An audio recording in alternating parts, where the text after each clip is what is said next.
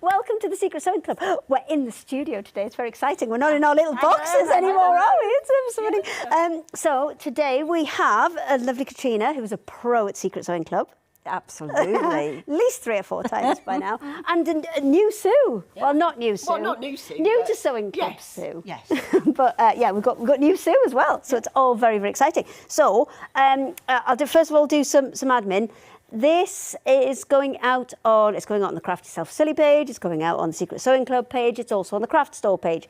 I will do my best to hop between all the questions and comments and get them to the guests as we go. As you will see, we only have 2 today. We usually have 3. Gail's father is in for an operation. It was a planned operation, just been pulled forward by a couple of days. So she's actually going to join us next week. So next week's going to be pretty hectic.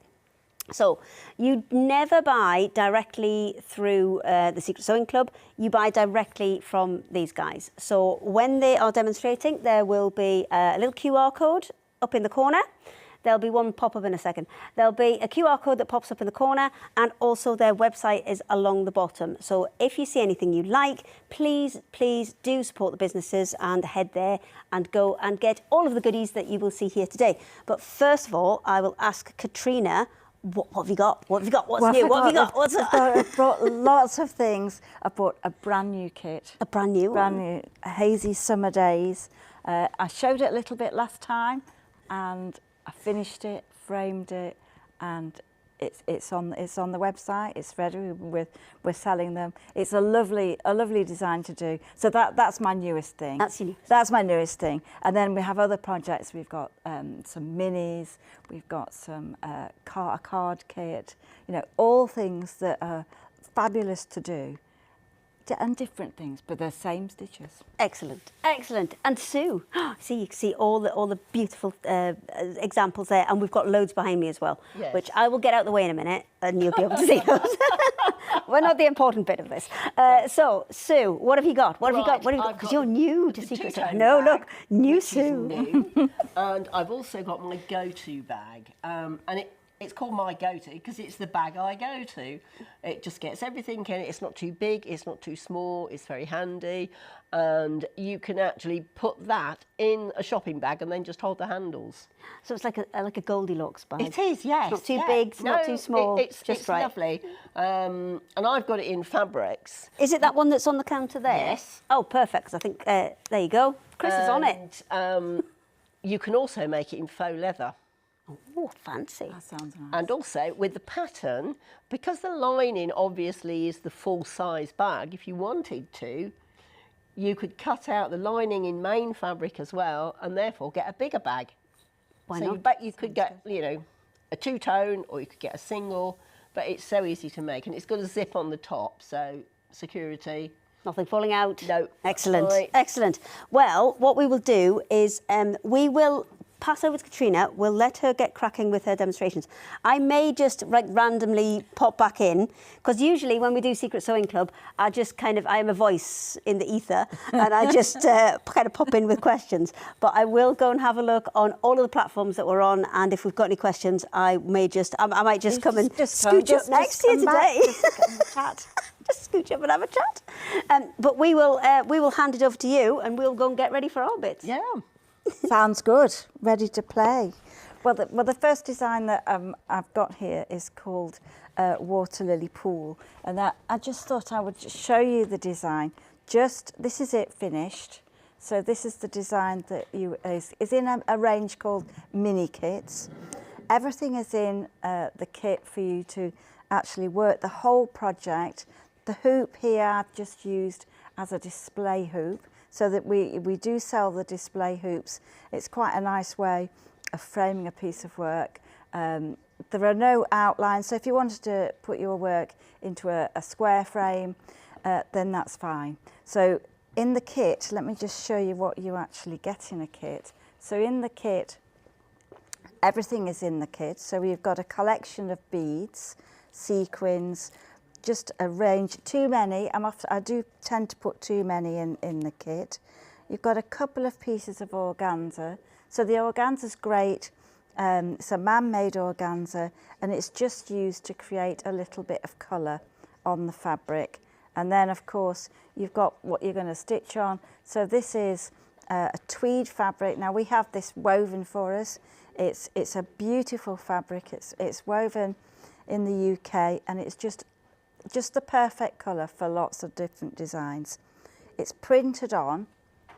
It's hand screen printed onto the fabric, so you've got a guide. Now there are only a few lines on the fabric, not every line. This is the kind of stitching that you can do. There are no rules. There are no rules to say that you have to complete a certain area. No counting. All the stitching is worked with just a couple of stitches. Now, obviously, when you look at the threads, I mean, we at Rowandean, we've been going a long time, so we've worked out what our customers like. And one of the things is we like the thread card. We like the way you can see the range of colours and the balance of colours. And then if you're neat and tidy, you can put them all back on the hooks afterwards. We use John James needles. So in your kit, you'll have a chenille needle. So all that is a needle with a large eye. And then we'll have a milliner's 10, which is a bit like a bead needle, but much easier to thread. So you get everything in there, and obviously you get the bead thread ready to stitch. And of course, it is a kit, so we have an instruction sheet.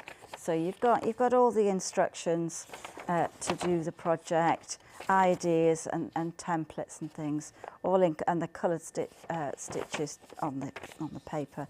And then of course, don't forget, you've got the finished design as a guide as well. So all our designs will have an enlarged picture on the front cover, and obviously contact details and everything on there. So this one is called Water Lily Pool. So if I go back to my design, to start with, all I have done to start with is just taken a little bit of the organza, and I've cut the organza, and there are two colours there in your kit. So one's sort of a turquoise colour, and then a sort of a plain colour. The two overlaid together just give the effect of water. Now I'm just going to show you where to start. Now I really recommend these hoops. These are brilliant. So they're on our accessory pack. So if you look at featured on our website, you look at www.rowandean.com, then you'll see all the different accessory kits that we think are quite useful. You don't need a lot of equipment really, but you just need, I think these are one of the essentials in our sort of, the way I think is easy to work. So I'm just going to show you how to put that into your work. You put the plastic part on the table, and then you place the fabric, and then you just hold the spring. So as you hold the spring, just release that, and that's going to keep the fabric taut. And obviously the hoop, the actual, where you're holding it, you can move it round, and just, if it gets in the way, just turn it round. And it does mean perfectly you can alter the tension. So if you're working and the tension changes, then you can just tighten that just by holding the fabric, and then you're ready to start.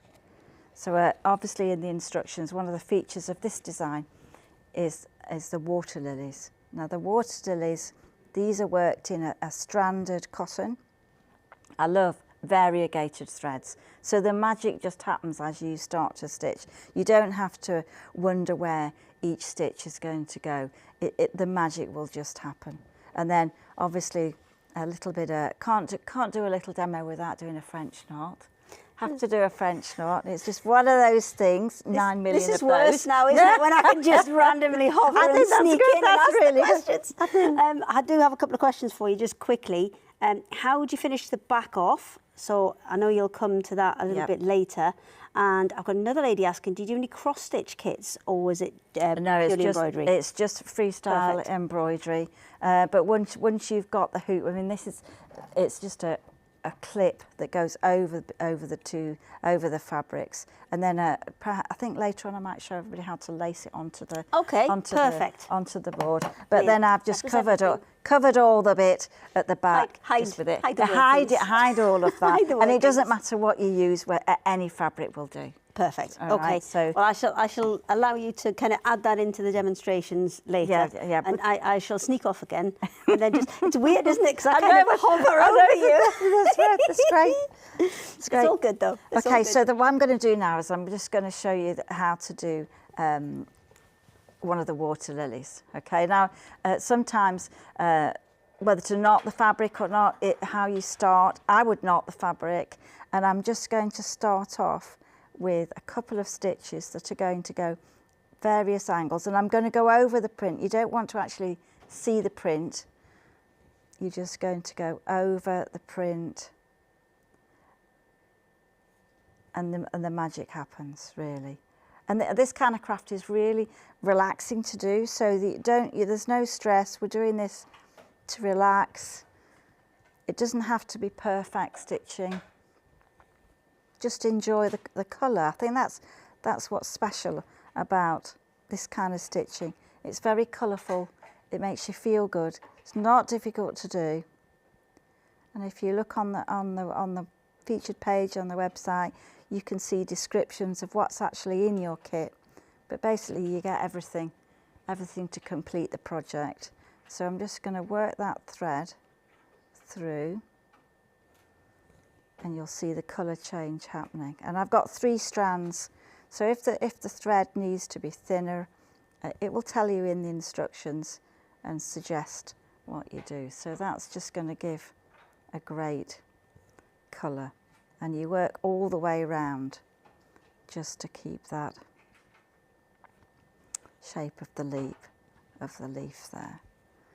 And now when you want to fasten off, as the thread reduces and you've got about 5 centimetres left, then you just take the thread to the back, just reverse that, and then you're just going to take a couple of stitches just to go a couple of times around, and that's enough to hold that in place, and then cut those off with your scissors. There we are. I usually bury those on there. I know. That's how it works. That's how buried at all. We've got loads and loads of hellos. We've got so many. There are a couple on YouTube as well. There's Helen and Leslie on YouTube. And I'm just trying to find all the rest of them because we have just loads of people who are joining us, which is brilliant. Great. And just a reminder, if you do want any of the lovely Rowandean kits, if you have a look just along the bottom there, that's their website, head straight to there. Or if you're watching on your big telly through YouTube, on your big telly, so the big lights, isn't it? If you're watching on your big telly on YouTube, then there's a QR code up in that corner. You never know, do you? I know, yeah. It's always back to front and upside down. There's a QR code in the corner. If you just scan that with your phone, it will take you directly to your website. There you go. Great. Thank you. That's My job great. is complete. Okay, we'll do the next bit. Okay, I'm just going to take a little bit of the thread and one of these different colours off here, and I'm just going to take the thread, and I'm just using the full 6 strands here. I think I'm just going to squash that thread through there.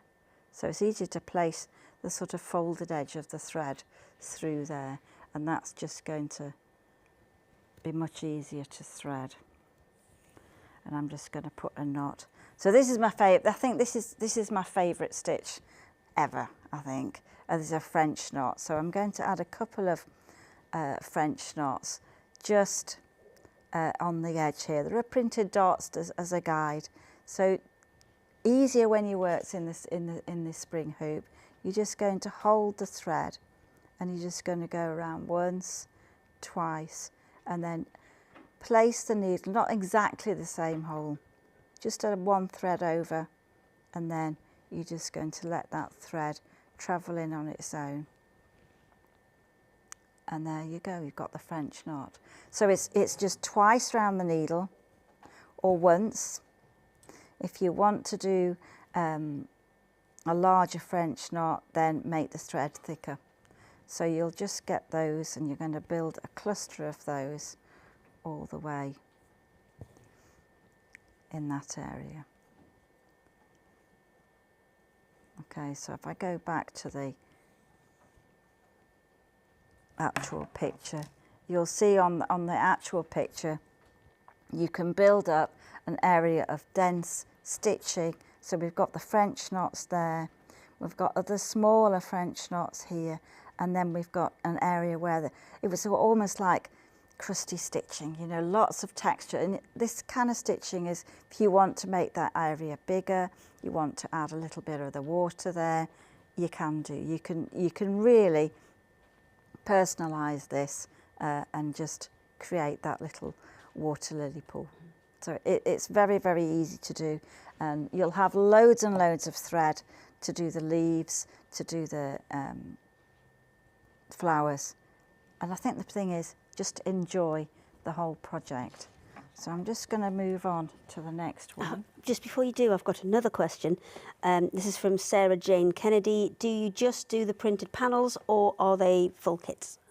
They're full kit. Full kits. They're full kits. Perfect. You get everything that you need to complete that project. So you Brilliant. get beads, so if it's got beads in, and organzas, and you've got the threads. Perfect. And Excellent. you get loads. You get a bit Yes, extra. I know. They're And very generous, aren't they? Because sometimes Much to Ted's a bit, yeah, disgust. no, but a bit falls down the chair, or you know, the cat's got a little bit, you know. So there's always extras if you get carried, because that's what it's like, isn't it? You get carried away with a project, and you think, I'll just do a few more French knots. Yeah, but you if you've got the stop. extras, then there's So nothing stopping you kind of taking the it's very- inspiration from that one and then making a second one. Yeah, absolutely. Why not? People do.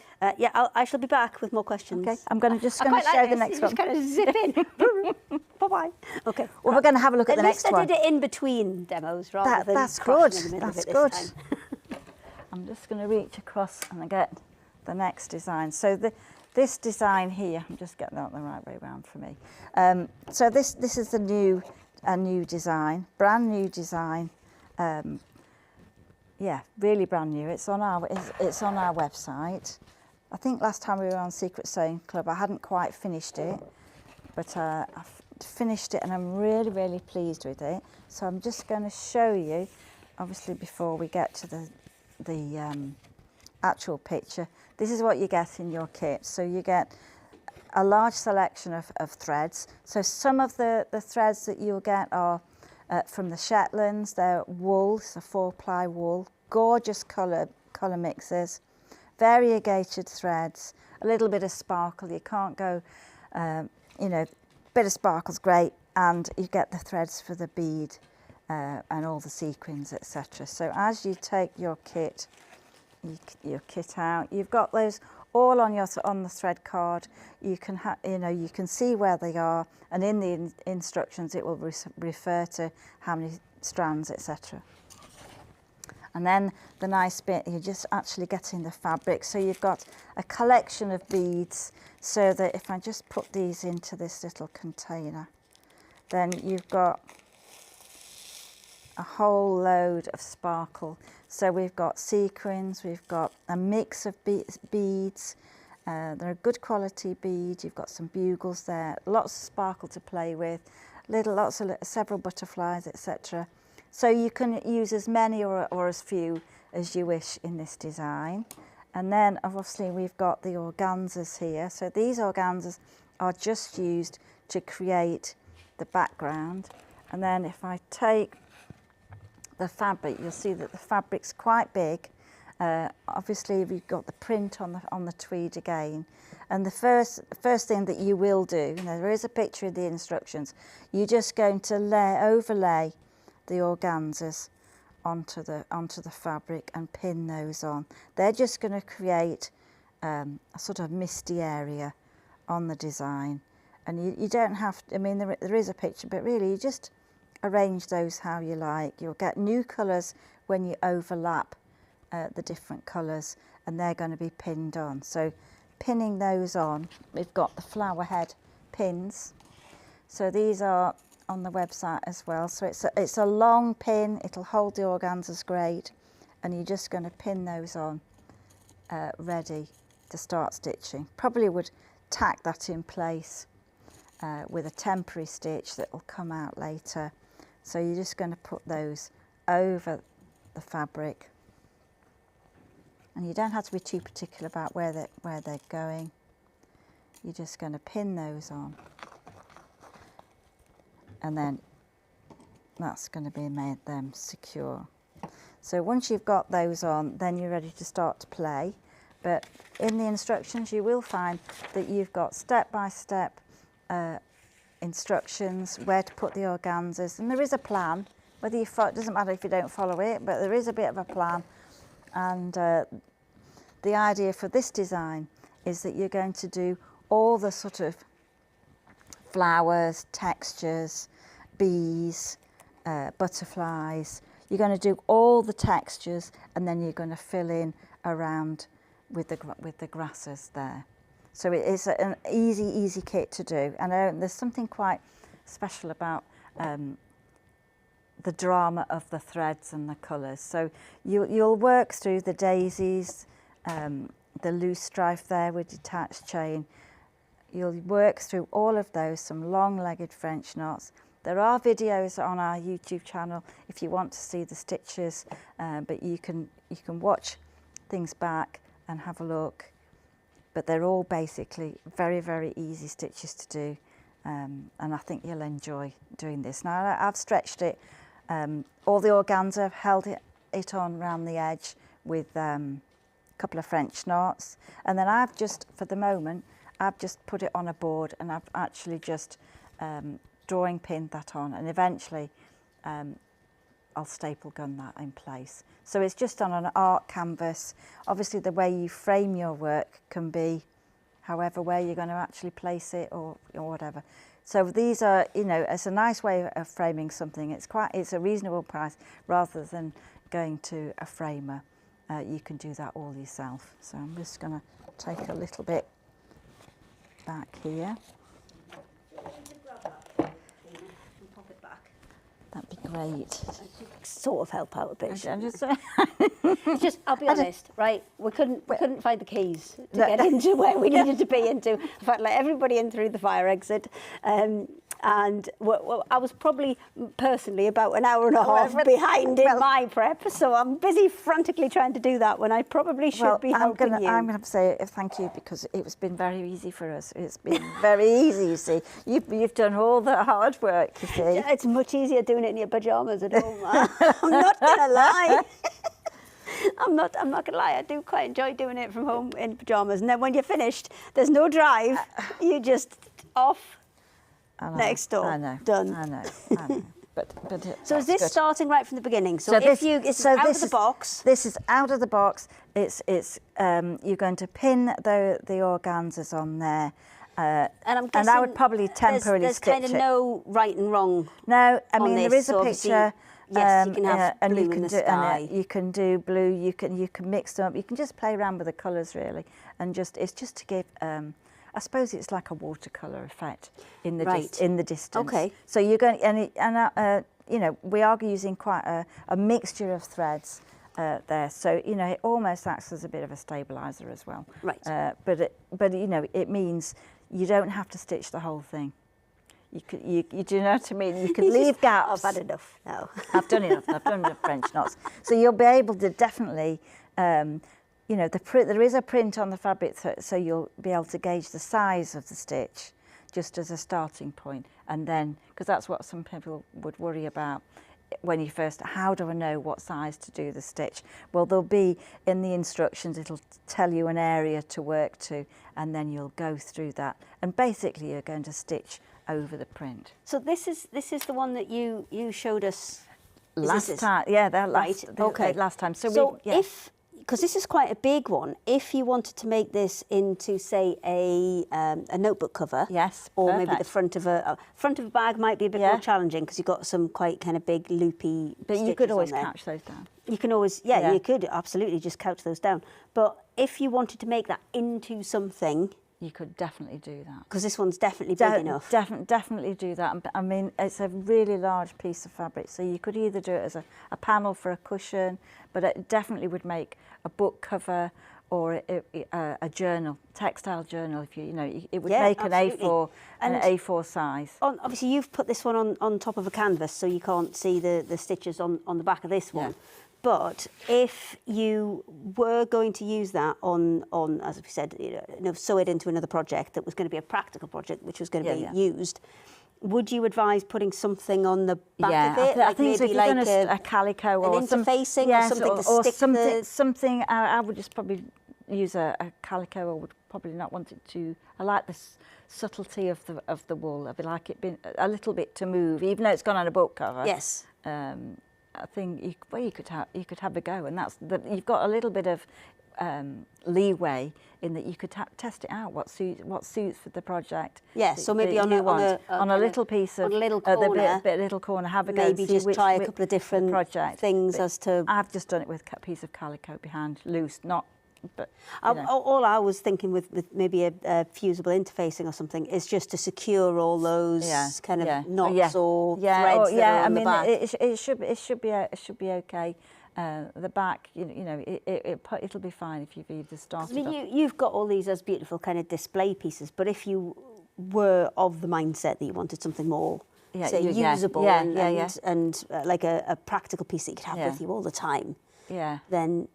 Yeah, you can do it definitely. I mean, we've got book covers on our website and different combinations, and they're done with 6 different designs, like the cards. Yeah, and then the fabric's included, and you can make your own. Well, you can even those secure. You can secure the fabric. If it was on organza, and I don't think if it's going to be a working thing, I don't think it matters that it might fray a little bit. You don't want to machine it, or I wouldn't want to machine it or leave it. It's going to move and it's going to fray a little bit. And that's the beauty part of of the beauty of it, really. Perfect.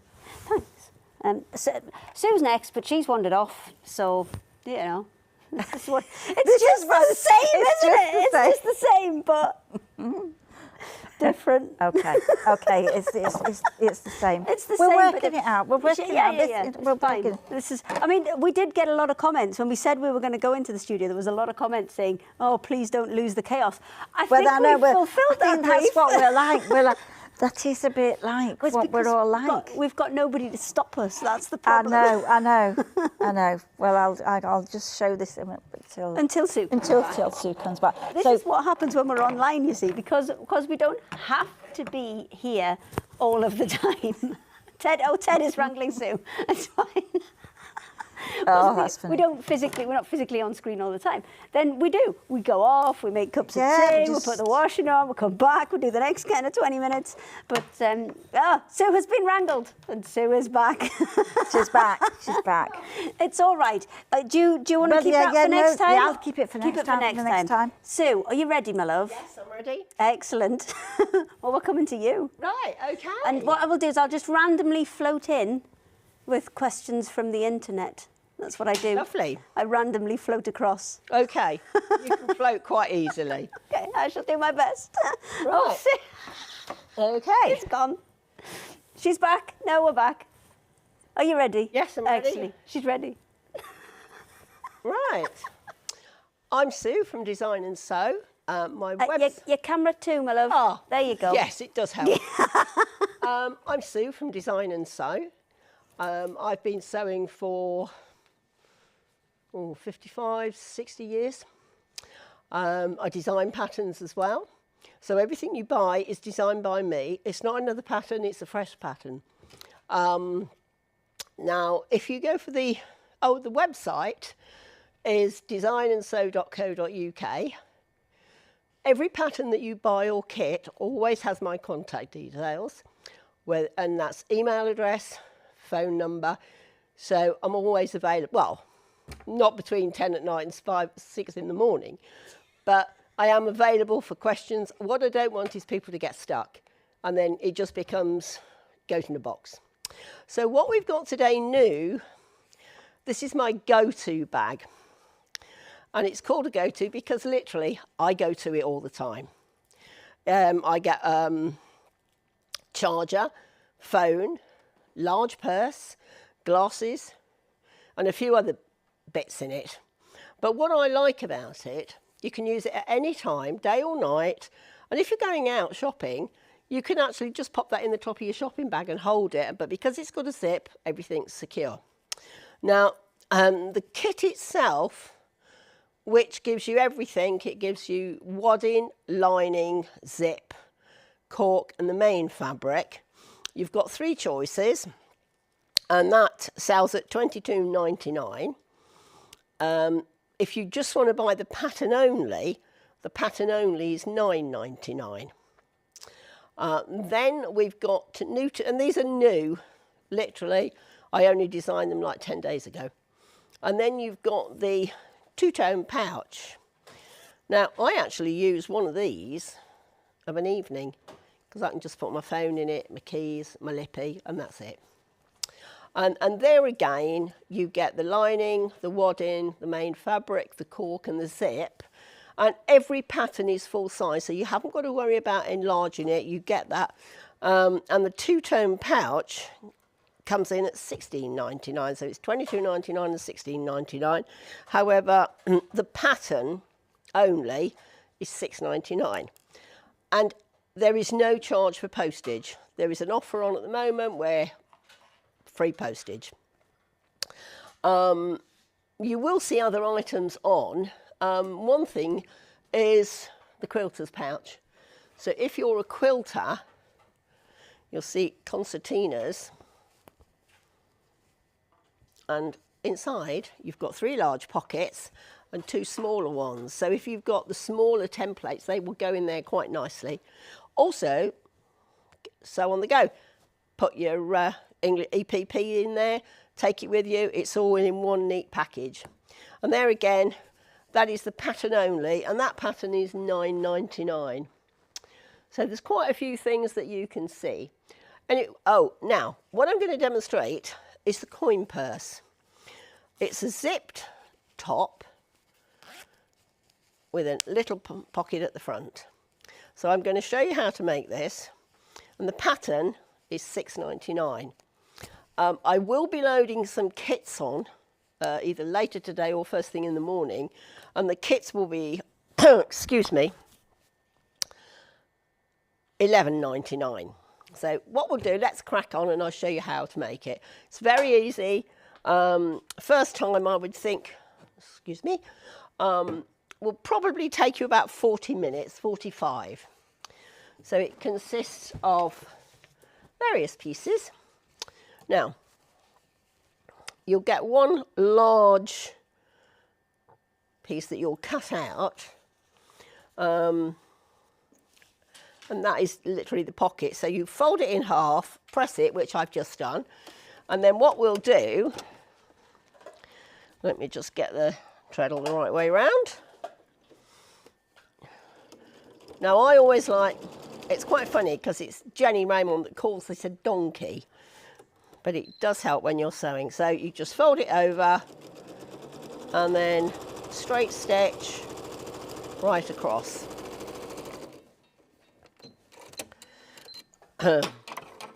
You'll then just press it, and you're doing that for 2 reasons. A, because you're going to seal the stitching, and that's quite, for those that are new, you seal stitching so the cotton itself gets into the cotton fabric.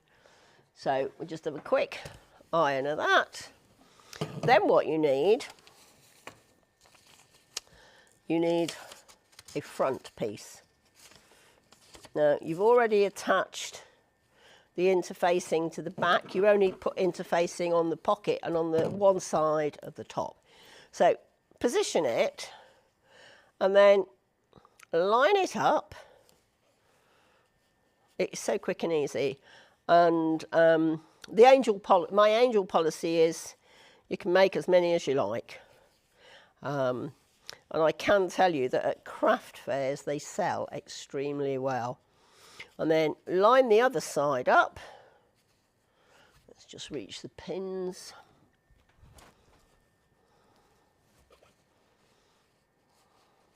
Find the centre. Now the easiest way really is just to fold that and the pocket itself. Then just line those 2 up, form a pleat, and all you do then is just press it down. So you're just forming a little pleat. then just press that pleat open. Let's just get it there. That's it. So you'll just press that. Press quite firmly.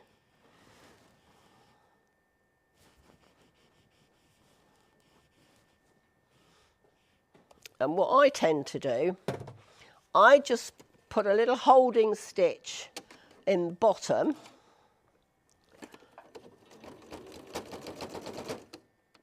Just so that pleat stays there.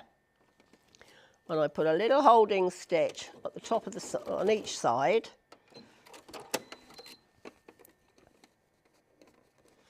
Take the pin out.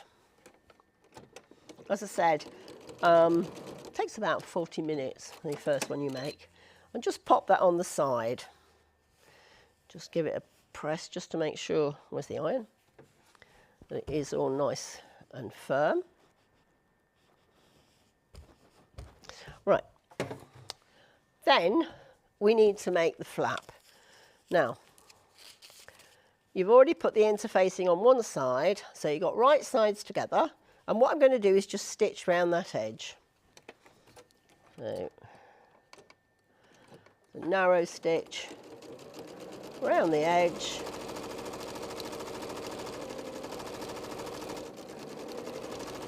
Now, you can either use pinking shears to cut round, or if not, what you do is you cut in little V's. So you go in, turn and back. So it's in, turn and back. If I put that by my hand, you might just see the little V. But if you've got pinking shears, it's so much easier. Just go all around the outside edge. Hello. Hello, I've come to hover with a couple of questions. Okay.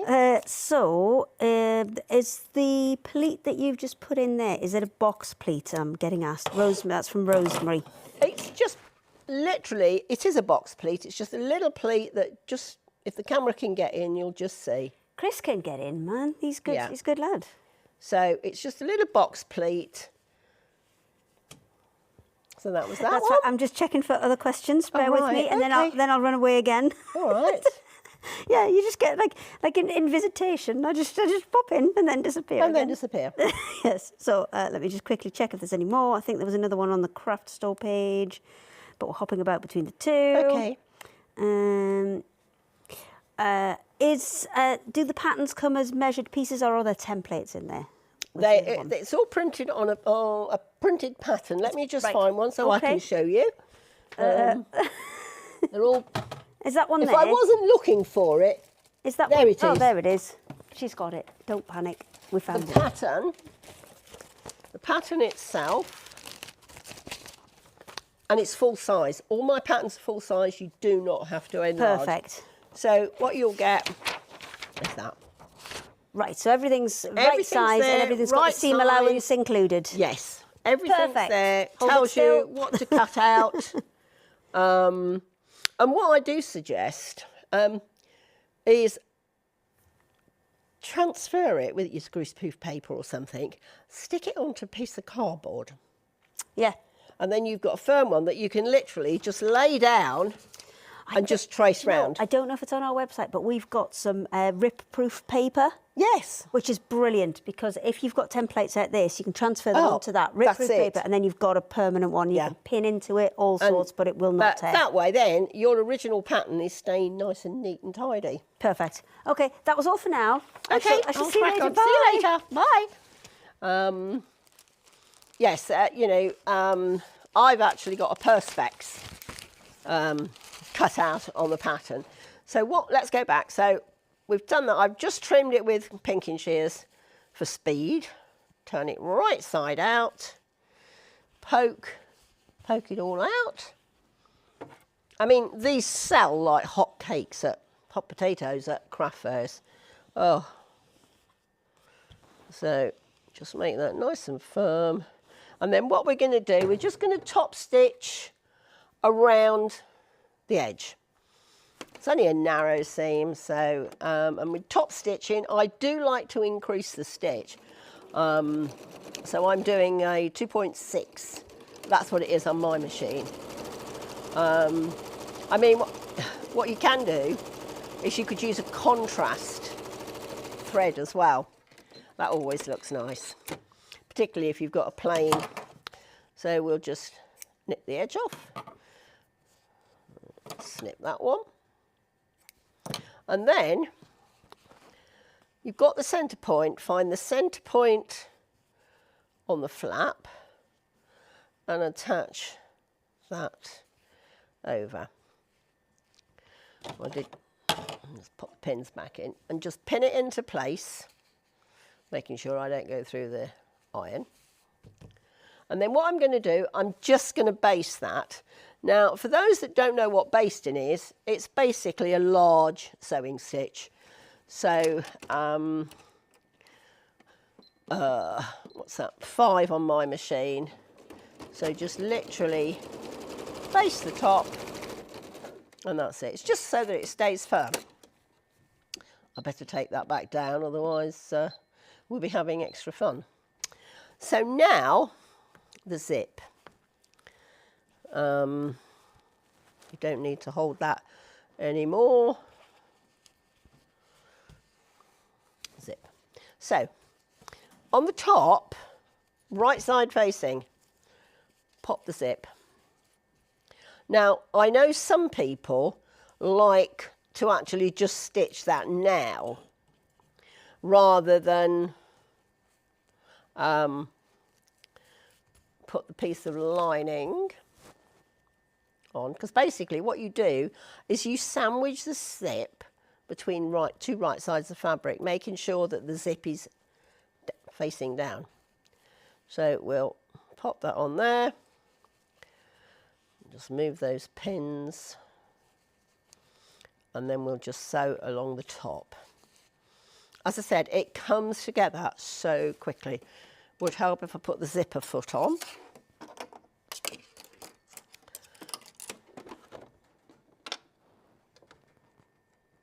Well, I would. Ah, there it is.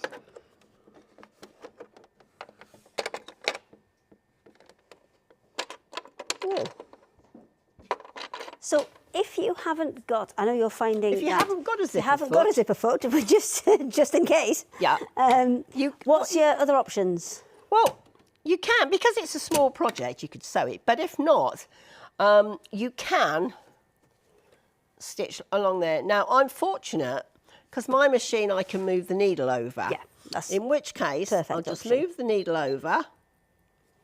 So you're going to move it all the way over to one Move side. it all the way over to the left-hand side, nearest the zip.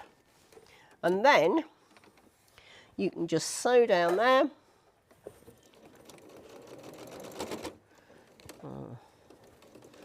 I shall have to find the zipper foot.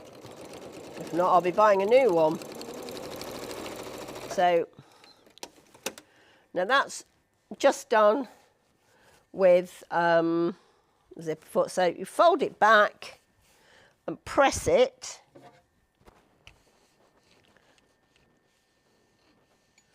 Just fold it back and press it. And then what you do is you stitch along there. So you're actually stitching the lining to the seam that you've done and the tape. And basically that is so that when you're opening the zip, it's not going to get caught in the lining. I'm just going to move the needle onto the other side to make it easy. So, oops, get the right stitch length, and then literally just sew across. So what you end up with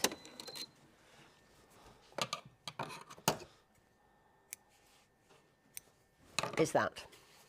So you've got the zip facing down, and you've got the lining which is stitched into place so that as the purse itself here, you don't get the lining keep coming out. It's secure in the lining. So now what we need to do, let's just press that out the way.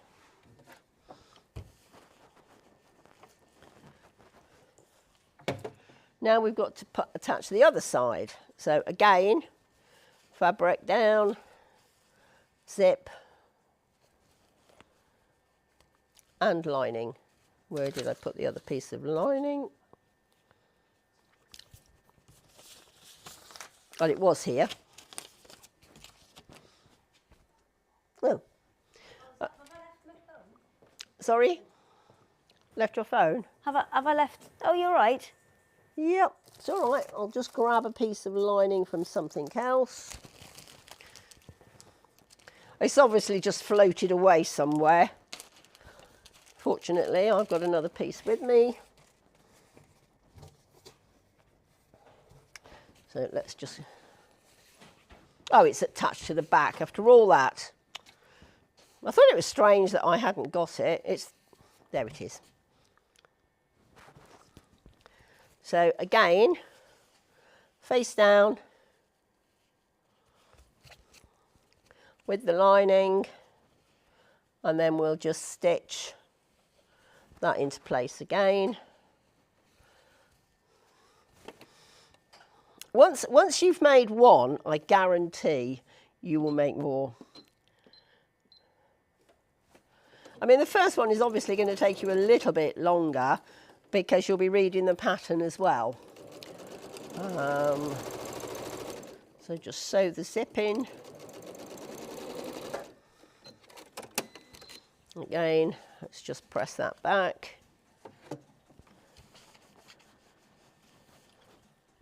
And again, I'm just going to stitch on top. I mean, I've done it before where I hadn't stitched the lining to the zip. And what happens? The lining just constantly gets caught in the zip. So what you'll end up with, I've just stitched that the wrong way. Unpick it. That's my fault. I wasn't paying attention. While you're unpicking, am I all right to pop back in with a couple of questions? Yes, of course you are. Splendid. I need to just pop my glasses on. For my questions or for the unpicking? No, for the unpicking. Yeah, that's the only thing sometimes. But at least you can see, you know. That's the beauty of working with fabric. If you do get Yes. it wrong, you do have the opportunity to unpick it and redo it. So let me just get into the questions. Whoops, there we go. Right, so I've asked the one about the templates. Yes. Haven't I? Yep, okay. Now, about how much fabric does it take to make one of these? Fat quarter. Fat quarter? Yes, fat so quarter. would you get, I mean, obviously, perhaps you want the lining different to the right side. Yeah, I mean, you could. So if you had two fat quarters, If you had could two make fat quarters, two. you'd make two quite Perfect. easily. Because let's just have a look here. I mean, if I lay the pattern, you can see on here. Do you want me to unpick while you're showing that? Yeah, go on. And then that. Thank you. Oh, It's an it's like assistant. having an assistant. I could do this all the time. So, I'm very expensive. Very busy. what so you very would do expensive. when you're laying out, if that is a fat quarter is bigger than that, but even then, you just lay that to the edge, and you can get two of those out of the fat quarter because it's 50 centimetres. This, of course, is only 40, so you know you will get it out. And then you just lay, you easily get it out of a fat quarter. Now, remember... Penny's just asked a question. She's just been out to pick somebody up. She's picked up her Yes. son. She wants to know, what are we making? We're making the coin purse, Which which is this. I'm just coming to So assist. you've got a pocket here, and you can either put a press stud or a snap fastener on it. I love the cam snaps. I know. Once you get the hang of them, they're brilliant. That's right, yes. And then you've got a zipped pocket. So it's quite a handy size. It's, it's bigger than the normal little purses that you get. It's what? Inches, 1, 2, 3, 4, just over 5 by just under 4. If you're in centimetres, then it's 14 by 10, and that's the finished size. As I said, they would take about 40 minutes, 45 minutes the first one, because you are reading the pattern at the same time. Remember that when you're doing the lining, the only lining piece you cut out You need to look at number 2, Sue. is the main purse. You don't cut that out because that's your pocket on the front. So you know it's you'd make quite a few. Assistant finished. Oh, thank you. I shall go away with my questions. I'll come back another day. Bye. Which bit have you unpicked? The bit you told me to unpick. I had a panic there that I'd unpicked the wrong bit. No, that's right. Oh, Yeah. Phew. No, It's all right. fine. We've Panic still over. got the zip. Yeah, your zip should be in. Yeah. Did you want the zip out as well? It's all right. I can do it the quick and easy way. I'll put my glasses on. Which So bit I did never you used to want wear out? glasses, and then I had a cataract operation, and as a result of it, I don't need to wear glasses only for reading now. Okay. Great, saves me a fortune on spectacles. Do you want to show people some of your other products and show me which line you need out? This one. That one there. Yeah, Okay, all right. got okay. it. So, I'll just. oh, be your this is assistant. great. So what we've got as well is the insulated bag. Yeah, you're on number 2 in the Now- middle there. These are great for going days out, holidays, because you've got the Insta-Bright that you sew inside when you're making it all up. Your bottle goes in the middle, and you've got your toggle. Now, you can adjust, you can have the strap whatever length you like. You can either have it so it goes on your shoulder, you could shorten the strap so it's hand. I mean, I've sold no end of these because the ones you see are always grotty. Now, what you could do, you could also use ripstock. Now, that fabric is a very, very lightweight, showerproof, and that's great. Because what you could do, you'd have your main fabric, your Insta-Bright, and then your ripstock. So you'd keep it cool, but your ripstock would keep it dry as well. If you've got a frozen bottle, which is what we tend to do, put the cold drink into the freezer, take it out and drop it in. As that's thawing out, it's not going through anywhere else because it's staying within the ripstock. And it's superb. You can get it in a variety of colours. You can get it striped, patterned. And I think it comes, I think it's a 60-inch wide fabric. So you'd make quite a lot. I think it is because I think we've got a camo version on But our website it's somewhere. super. I mean, you can use ripstock to make any, I'm not going to say waterproof because you can't guarantee, but it's showerproof. So makeup bags, ripstock lining. You know, it's a super product, and as I said, variety of colours. I mean, you'll see on my website a pattern for a bucket hat. Now, I've actually made the bucket hat for some fishermen friends, and I've used the green camouflage ripstock. Yeah, that's I think what And it's great, and I've just lined it with an ordinary like a cotton. Yeah. so that, you know, the head isn't getting too hot. But it's a super product. I'd recommend it to any. That's all done for you. Oh, lovely. So you are good to go. Oh, thank you. Thank you very much. I Thank shall you to my disappear once assistant. again. No problem. Yeah. Well, I was more interested. Look, so right side to the zip. In there, lining fabric. Oh, I better just iron that again because where I ironed it. Now, you'll think, well, it's only a little bit, but that makes a difference. That makes a difference when you're matching it all up. So, right side zip, lining. Do you know what? I can honestly say I've never ever done that before. And then just double check that you've got two right sides together. But as they say, there's a first time for everything. So, again, we'll sew the zip in. Let's just make sure it's lined up.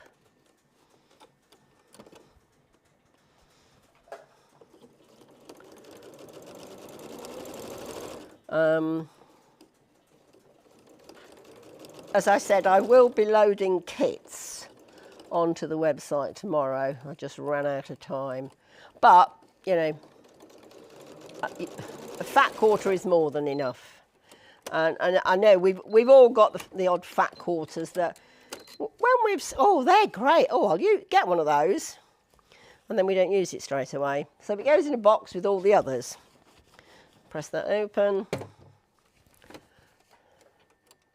Top stitch.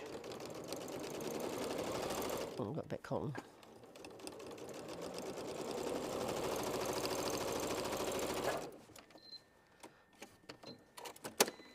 And that's it. So now you can see we've got, that's what it will look like. You've got the front with the flap and the back, and then you've got the lining.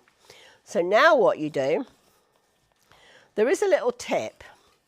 If you just put a stitch, just a little stitch in the top of the zip to hold it, that's really useful. So right, we undo the zip and we fold it right side to right side. Put a pin in there. So you've got the two right sides of the fabric and you've got the two right sides of the lining together.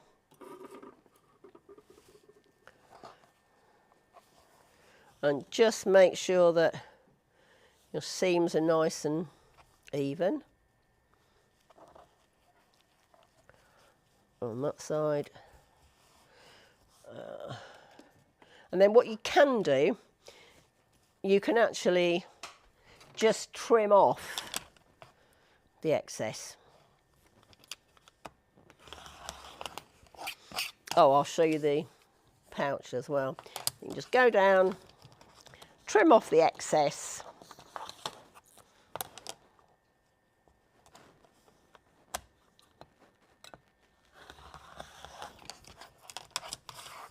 And then what we need to do now is sew round, but leave a gap for turning in the lining. I tend to sew about an inch. So pick it up about an inch or 2 centimetres, whichever you prefer. Hang on, I've still got the wrong position needle. So we'll go around. That's taken, I took my foot off the pedal. So right, then we'll go back down this side. Now just remember where the zip is. The little metal bits on your zip.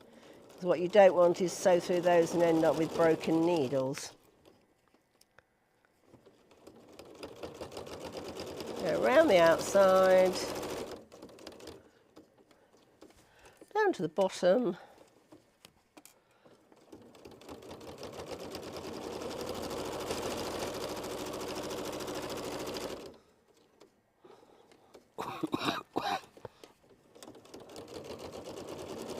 Again, just find out where the zip, the little metal end is. I mean, if you want to, you can mark that before you actually do the sewing, but it just means you've got to take another pin out. Right,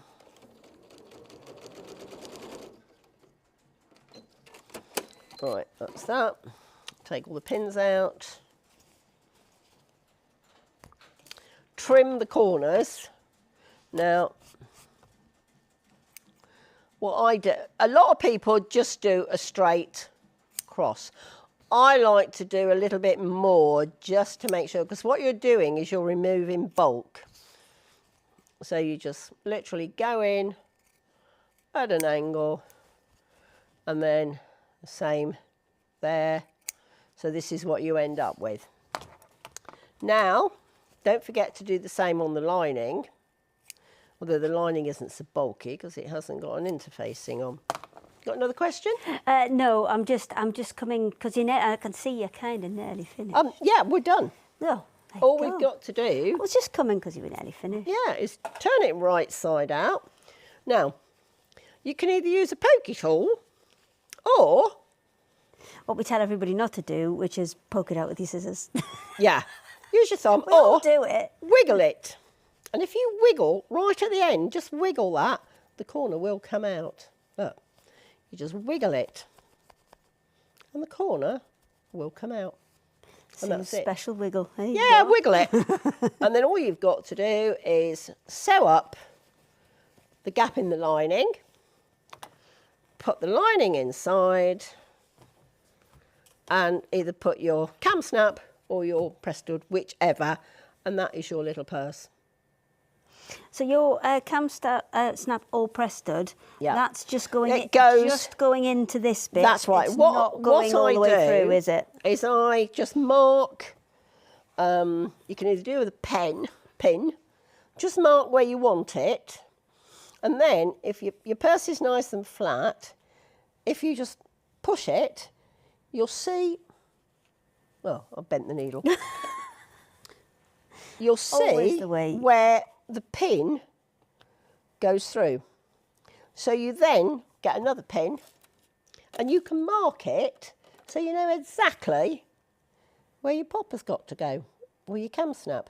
Now when you do that, open it out and then sew your press stud in or put your cam snap in. If you wanted to put a button on, Yes, a you buttonhole, is that an option? You Because a lot can of people- do. You just make your buttonhole in the top here. Yeah, And then obviously you've got the mark where your button's going to go. perfect. But, you know, that's it finished. And that's the same size. Perfect, That was lovely. perfect.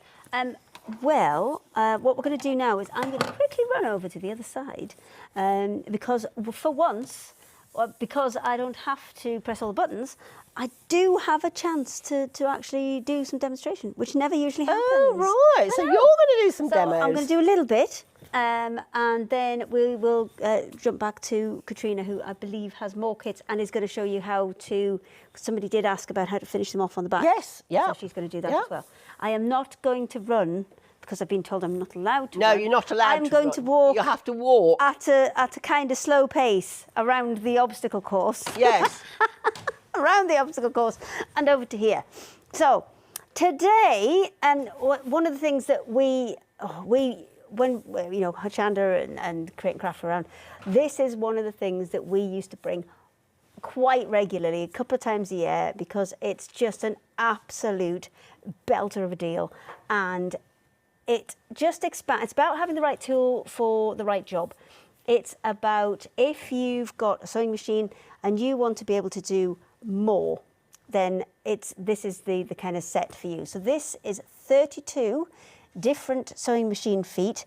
Maybe we've always had brilliant machines, both on Hochanda, Create and Craft, Sewing Street, all of it. Brilliant machines. But maybe you aren't in a position to upgrade your machine at the minute because they are very, very pricey. Even kind of entry-level machines now, decent ones, are a couple of £100. So if you're thinking, well, I can't afford that, but I want to be able to do, I want to expand what I want to be able to do, then this is a great option. There's 32 different feet in here, and there are some which are decorative, there are some which are practical, there are a good kind of mixture within there. So I will have a little look from the side and see if I can kind of explain some of these. So two at the top here, the Teflon and the roller foot. Those are for more specialist kind of fabrics. So the Teflon and the roller, brilliant for sticky things. So if you're doing PVC, maybe you're doing leather, they are brilliant feet to be able to do that. So I've got a little sample here, which has used a decorative stitch on leather, and that's been done with that roller foot. Because what the roller foot does is it's got a little roller on, so it's almost like using a walking foot. So it kind of just glides over the top of the fabric rather than digging into it, and that's perfect for things like leather. So the next row that we've got down, we've got a 3-inch and a 6-inch rolled hem foot. They are little feet. You've got a little kind of curve on it, little kind of curl on the top of it. And what that does is you feed the fabric in through that little curve and it creates that double rolled effect. So I've got examples of all of these in this pile. I was just ironing some of them because some of them were pretty squashed because they'd been in the bag for a little while. There you go. There's a little tiny double rolled hem. So if I just hold that little bit there for you, because then you can get quite close in. So those really, really fine double rolled hems, that's what you're going to use those 3mm and 6mm double rolled hem feet for. Then what have we got next? Should we go across? Let's go across. So then you've got these ones that look a little bit scarier because they're a bit bigger, a bit more involved. So the knit foot, that's if you're using knitted fabrics like jerseys and things like that. It's got a little grippy bit, that little blue bit that's in the centre of it. That's a little kind of grippy bit, and that will almost act like a walking foot, pulling that fabric through. You've got the darning foot and the free motion foot. They will basically just allow the fabric to move underneath the foot for you. So if you're wanting to do free motion designs, I don't think I've got, oh, I have a little bit actually on there. So the hair on this lady was done with a free motion foot. So that just allows you to kind of move it around. If your fabric is just like this, just like a cotton with a lightweight stabilizer on the back, a tearaway stabilizer, then probably the embroidery foot is the one to go for, the free motion foot. If your fabric is a little bit thicker, then I would go for the darning foot on that. So really it depends on the thickness of your fabric for that one. Then I should have given this to Sue before. Got a zipper foot. Yeah. I've lost it, so it's fine. I'm sure we'll find it. So you have a universal zipper foot, and that is adjustable, so it can go either side, and you can, sew from. So if you can't move your needle to the left or to the right, then this is a really good alternative for that.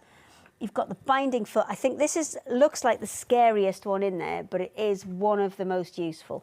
So this one will allow you to pop binding either side of a piece of fabric, and then one stitch down there will do both front and back at the same time, because that binding foot has got a kind of a C-shaped clamp to it. And that's going to hold your binding in the right place, allow you to put your fabric in the centre, and then your stitch is perfectly lined up to catch both sides of the edges of those bindings in one go. So I've got a couple of different examples of this because it's one we did quite regularly. Oh, it's the same green. Let me see. Oh, I've got a white one over here, white one and a black one. So either if you're making your own binding, you're using bias binding, all works the same.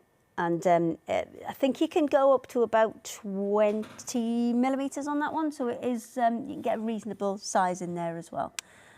Then we have the blind hem foot and the open toe foot. So the blind hem foot one is what you're going to use if you have a fabric. So think about the bottoms of curtains, think about the bottoms of trousers and skirts, where you don't want to see that there's a stitch line across. You can see where it's been pressed flat there, but can you see just those odd little black lines coming down? Now, I've exaggerated them. I've done it in black because we want you to be able to see it. But if you do that in a coordinating thread, like I've got the purple one here, there you go. That one, you'll barely be able to see. If I just wiggle it, you might just see the little stitches in that.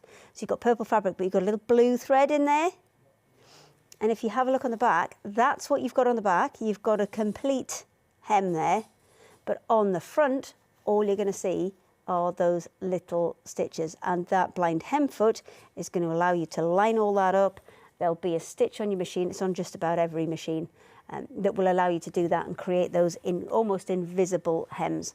So should we come back down the other side? You've got a 9-hole and a 5-hole pin tuck there.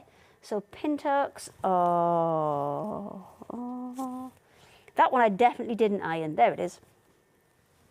So that's what you'll get from the pin tucks. The pin tucks, really, really nice decorative stitch. You can either use it functionally, because it does create kind of almost a little bit of stretch within a fabric, but it's also quite decorative, especially if you want a kind of really solid crease that you want to keep really sharp, then the pin tuck foot's a really nice one for that. You only put in one at a time, but then by using the foot, it automatically spaces it for you. So if you wanted to put loads in, you could get a really nice even spacing. If you are going to do lots, just remember that every time you do one, it kind of shrinks your fabric in, because I don't know if you can see, maybe if I put it on its end like that, you can see it creates little kind of channels. Let's see if I just raise it up there. Whoop. Yeah, you can kind of see it's got little kind of raised bits all the way along. So those pin tucks do kind of shrink a fabric in. So if you're wanting to do it as a decorative thing, start off with something much bigger than you need and then cut it down to the size that you need it for that one. What else have we got next? The invisible zip foot.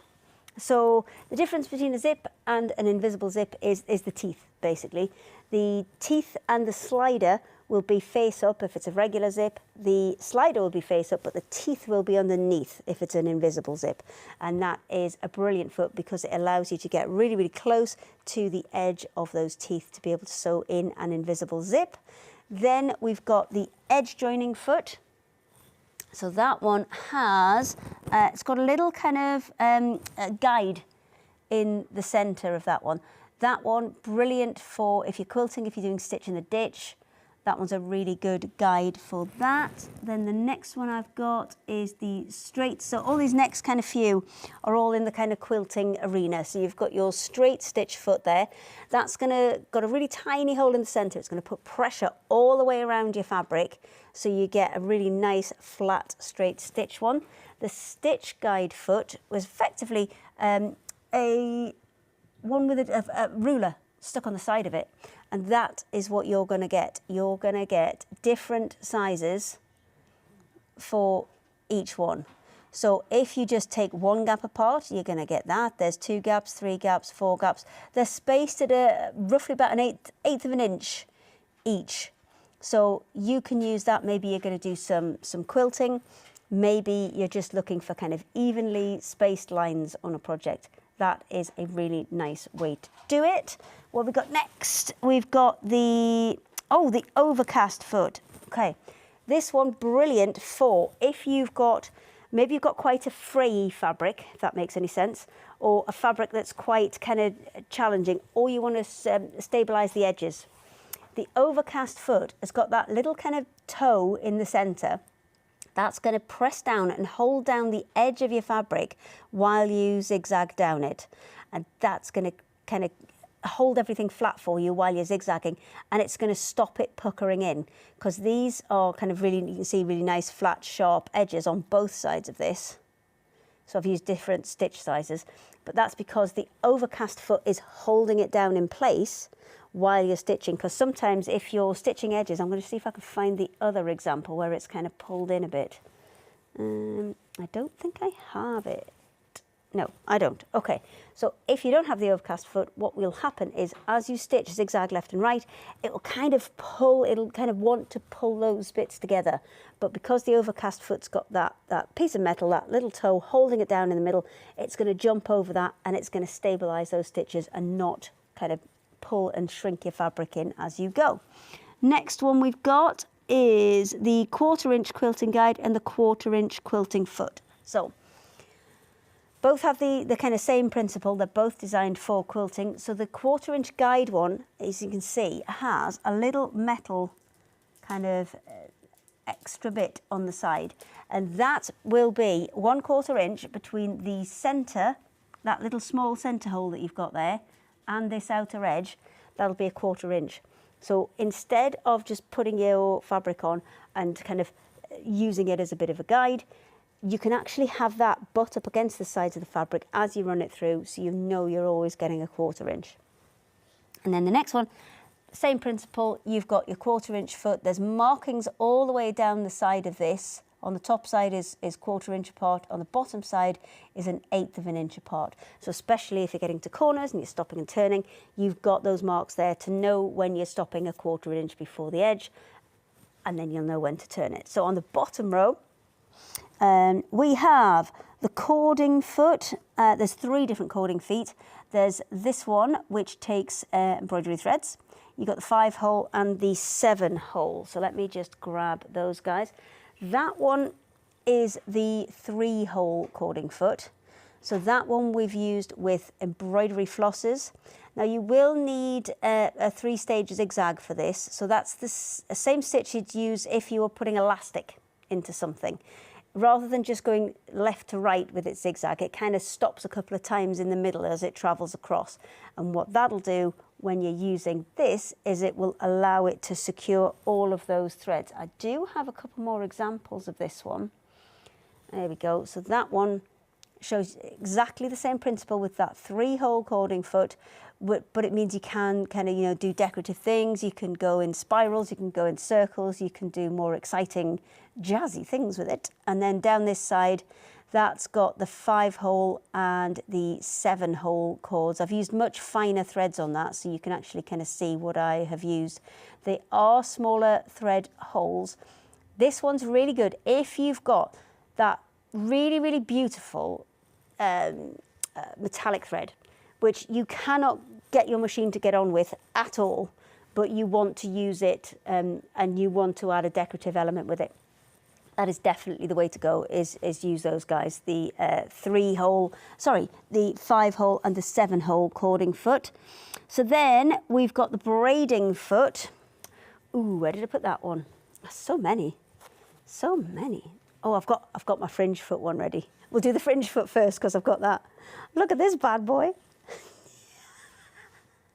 So what the fringe foot does is it's got a little almost like a blade in the center that's upright. And what that does is it loops the thread back and forth over it as it stitches, which creates this curly effect. Or if you don't want the curly effect, what you can do, I've got so many samples for this and I've just kind of piled them all up. If you don't want it to be that curly effect, you can actually split them and it will create that tufted effect there as well. So you've got options on that. Now both of these, I have used a little bit of stabilizer, just tearaway stabilizer on the back. And if I was going to put this in something that was going to be regularly used and washed, like we were talking about with Katrina's embroidery, then I would be putting a little bit of fusible interfacing or something on the back of there, just to make sure, belt and braces, that those stitches were really, really secure. Next one. Oh no, I missed my braiding foot, didn't I?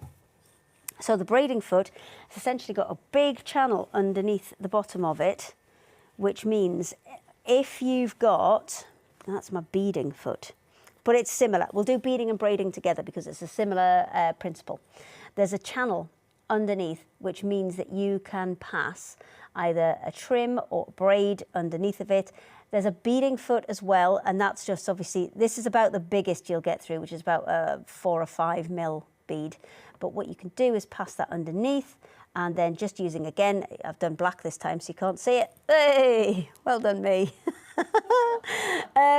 You can stitch strings of beads on, you can stitch strings of braids on. So if you're wanting to do something quite decorative and go kind of round in fancy circles and swirls and things, you can absolutely do that. And it's much quicker than hand stitching them on one by one.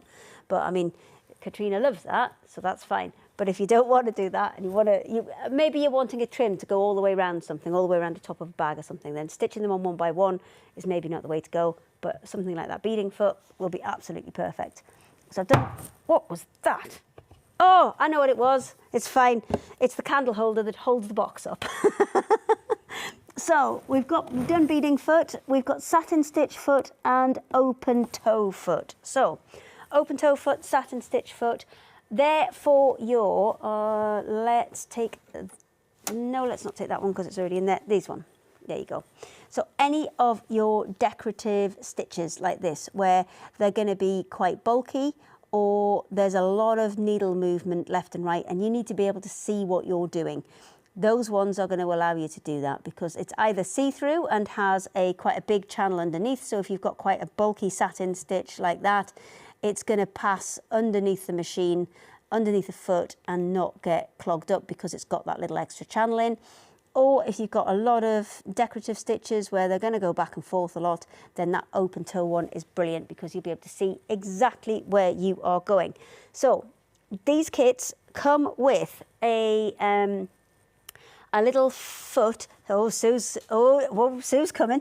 I'm a little bit nervous. No. What do you need? Oh, have you got questions? I've actually got one of those kits. They're They're superb. Okay, it's not for my machine because it has a bigger anchor, but it's great because they're all in one place. Yes, they do. They come in. We originally had them in a plastic chocolate box. Yes. And we tried to get rid of the plastic and replace it with foam, which is much better because now they all kind of sit in there better. You will also get your adapter foot with this as well, which is what makes it kind of universal for just about any low shank machine. So anything kind of 80s onwards, generally, Yes. is a low shank machine. And this you will get as well. So it should be adaptable to any machine. If you have a machine that's older than that, then just get in contact with us. We do have high shank adapters as well. Yeah. But this one generally comes with a low shank. But if you let us know, we can swap that out for you. And it also comes with, which I'm hoping I've got in my box. Yes, I do. Oh, I've done quite well today, considering the chaos that we had earlier.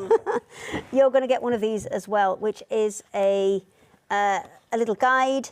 There's loads of space underneath every single foot to write down what the settings are that work best on your machine, because that is really important as well, because what we suggest in here may not be the stitch that works best for your particular machine, or if we're suggesting, say, a 3mm stitch length, but your machine works better with a 3.5 or a 2.7, then write it all down in there, and then you'll know next time you come back, because they're not ones you're going to maybe use every single day, but they're going to be project-specific ones. They're things that you've got, so that if you need them... Yes, and it's the right tool for the right job. Yeah, I mean, scenario, I've had mine, I don't know, 6 or 7 years. Yeah. But they're one of those that you'll always kind of drop back to because you think, oh, I've got something that will sort That's right, that. that's exactly what I do. Especially with your practical stitches, like the blind hem one is just such a winner. I mean, again, I've done that one, it's a small piece, but I've done it in quite a contrasting fabric. But if you did that with yellow stitches, it would be more or less invisible. But then on the back... how many times you use the various feet. Yeah. Once you've got them... And if you're a quilter, there's 3 or 4 there that are going to be so useful as well. But no, I use mine. Not on this machine. It's all right, you can stay. I'm quite cold, sorry. You're cold, are you? Yeah. It's the aircon. This doesn't happen when we do it from home. You can have the heat You have the heating on, sit in your pyjamas. We do. Yeah. It's like fine from the top and there's pyjama bottoms. Yeah. Katrina, are you good to go? Oh, well, we might just swap straight to you then, if that's all right. Yeah, that's great. That's great. I've got lots to show everybody still. So first thing, I'm just going to show you, I never got a chance before. A lot of my designs have bees on them. So I'm just going to show you how to do a couple of bees. And it's useful just to, they're not difficult to do, but there's, because a lot of my designs are floral or gardens, then bees fit in really well. So I'm just going to get my hoop. So this is a 7-inch hoop that's useful. I use a 5-inch hoop. It comes as a set on the website. This is a design where I've got the bees in the top area there. So I'm just going to show you a couple of bees, and then hopefully we'll get on to a couple of other things. So the bees are made just by adding a couple of straight stitches in like a bar. They're probably 3 strands, sometimes 2 strands, and you're just going to take a little tiny bit, a fairly small stitch, and it doesn't have to be perfect, just bars of the black and the orange, just a couple of stitches, and then you just take the thread and you'll just fasten that off at the back. And then once you've done that, we're going to do the wings. So the wings, these are done, sometimes they're done in silver, sometimes in gold, but they're really, really easy to do. So this time that you bring the thread up from the back, got a knot on the end there, and then you're just going to take the needle almost into the same place, and you're just going to take the thread all the way down, and that's sort of the wings, and then just hold the wings, and then just bring the thread back up on the opposite side and then through. And so don't pull it all the way through because you want the bee's wings to show, and then just hold the threads as you fasten that off, and that's enough. It doesn't matter if they move, but they'll just hold just a couple of stitches, and that's enough to hold those in place. So you've got your bees there, and they can just, obviously you can have a whole swarm of bees there, or you know, that's up to you. You can have groups of 4 or groups of 5, uneven numbers if you can. Perfect. So, and the next thing I'm going to show you is I brought along a couple of different ideas, and I think framing your piece is quite important how you frame it, and a lot of the time we tend to use, for these particular designs, because they're designed as a circular design, we've got a hoop that will go over the top, and they're just pressed together. So once you've finished your design, you just take a little bit of time and just adjust that, and then you press that over the fabric, and that's going to keep that taut and in place. Take a little bit of time there to get it in position, and then you're going to lace the back with the thread, and I think that's probably one of the easiest ways to do that. So I'm just going to show you on this one. So this one is a 5-inch hoop. So this is a fairly new design, Candy Mountain foxgloves. So I've done my design and completed that, and I've just cut the corners off basically of the fabric, pressed the organza and pressed the hoop over the top, and then I'm just going to lace the design, and I've just used any thread. You're not going to see that, and I'm just going to take the thread, keep it fairly flat so that you're holding the hoop in place, and then you're just going to lace all the way across. Just take a little bit of time to get that going, about every ½ centimetre, just to get it in position. You can either work your way around and then go to the other side.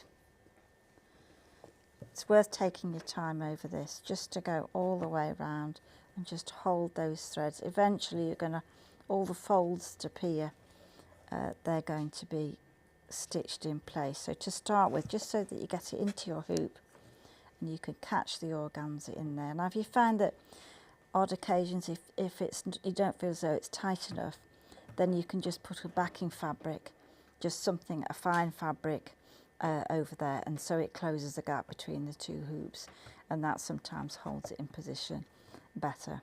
So you're just going to take a couple of stitches and then restart, and it's worth taking your time that it hasn't moved as you've been going round. So you'll get a fairly taut fabric, and you can go, take your time, and that's quite important, that it's nice and flat and that you don't see any of the mess. So you could either just take a little bit of calico, or you could get some felt or any fabric from your stash of fabrics, and that just hides the back. So if you were hanging it against a window, you wouldn't see the light go or any of the texture at the back. So this is another way of doing that. So this, again, the hoops are 5-inch. They're on the website. They're really, really useful to do, because some of the designs are specifically made for a circular design. Are you going to ask something? I've come to hover. I was being dead good though, because I wasn't interrupting you. I was being dead good. So there was a question before asking about if it was printed on the fabric or if it was a counted pattern. so no, well, it was embroidery or cross stitch kind of thing. So it is embroidery. It is embroidery. And Sarah Jane also has said, is it printed on, or is it one she has to kind of trace on or count out? It's all printed onto the fabric. Perfect. And that's for all of the designs. So just looking at, let me just show you this one here. So this is Buttercup Meadow. So this one, so you'll see there will be an outline on the fabric, and that's printed. It's screen printed on, so it's not going to wash off. It's just there as a guide. By Ted's Fair Hands. Yeah, we print all the fabrics. So you know, that's something that I think it's good to have a starting point on the fabric. And this prints beautifully. Prints beautifully. This one. This is great. I really like it. It's good. It's good to do. So, I mean, I think it just stops that kind of blank canvas syndrome, doesn't it? I mean, it's like drawing on a piece of paper. And the design is all kind of down to you then about what colours you want to That's wear. right. I mean, there'll be instructions. I mean, this particular one, there are fabrics for the sky. There's organzas for the background. Well, it's a in nice the shot one, that one, isn't it? It's got blue going one way and green going the other. And then we've got some hand-dyed muslin that goes... Bit of bandage it is. That's what it is. Is that what Ted calls it? A bit of bandage. Bit of bandage. So that's just to add texture. And then this particular kit has a lot of different, some satins as well. So the flowers are sort of 3D. So you can make the background is quite important. So this is a different way of framing, so that you know you can buy a standard frame.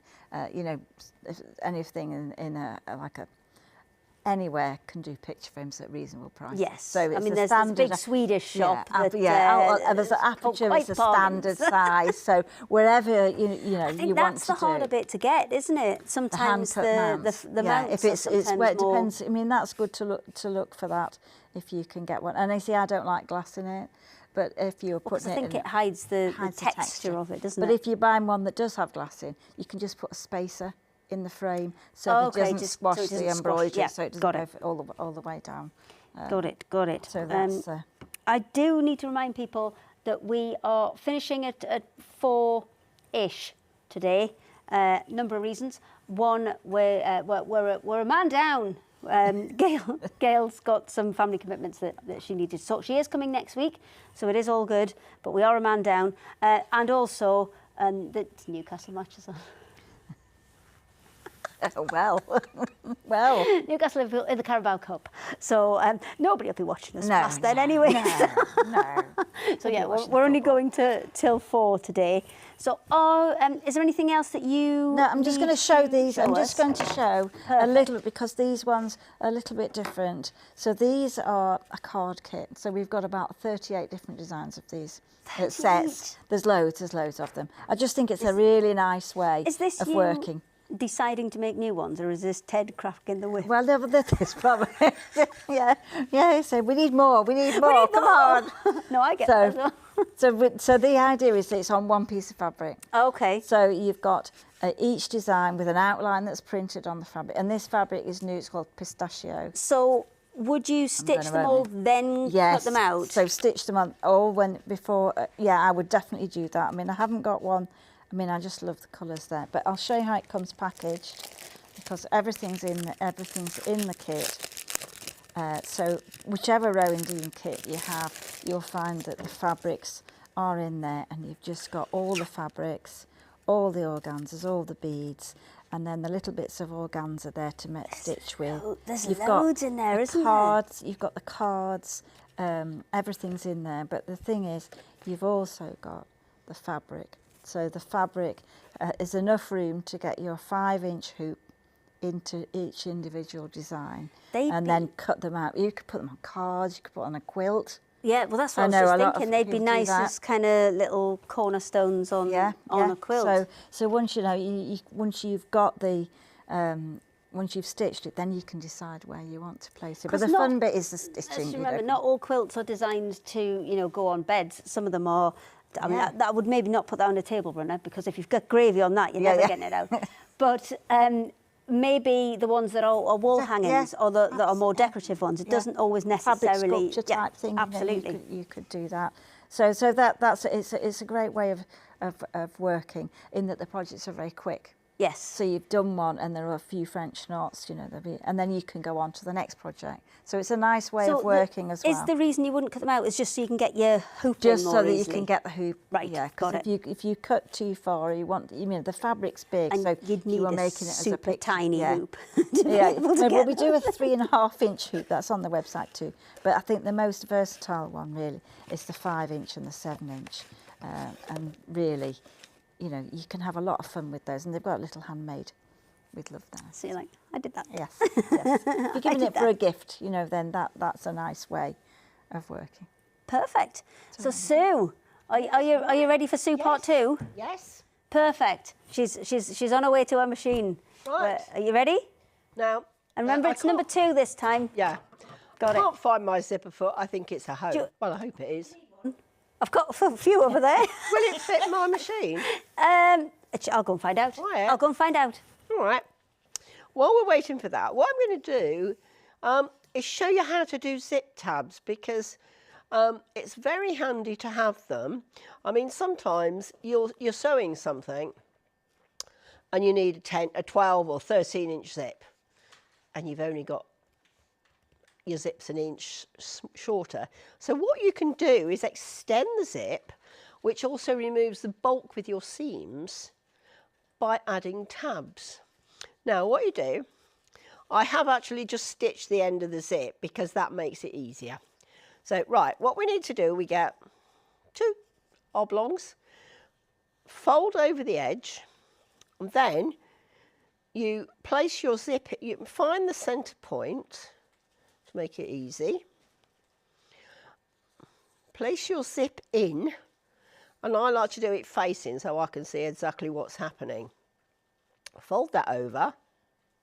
Now you can go to the edge, just pop a pin in or a clip, whichever is your preference, and just pin it into. I don't know if it'll be high enough. No, I don't think it's high enough. It might be. Well, I'll leave it with you. Yeah. If you need it, you've got it. Thank you. Bye-bye. Let's have a look. Thank you. Let me just see, undo this.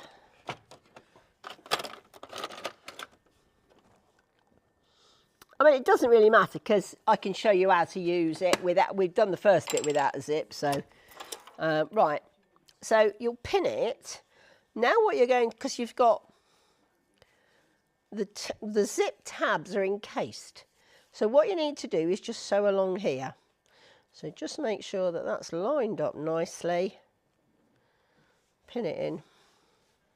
I suppose it would help if I turned it the other side, wouldn't it? So I'm not pinning it to the ironing board. Just give yourself a little bit of a space. I tend to give myself about 1/4 inch or 1 centimetre. So just pop that in there, and then we're just going to sew along the edge. And as I said, this extends the length of your zip, which is great. So I'm just sewing on the edge. Let's remove the pin.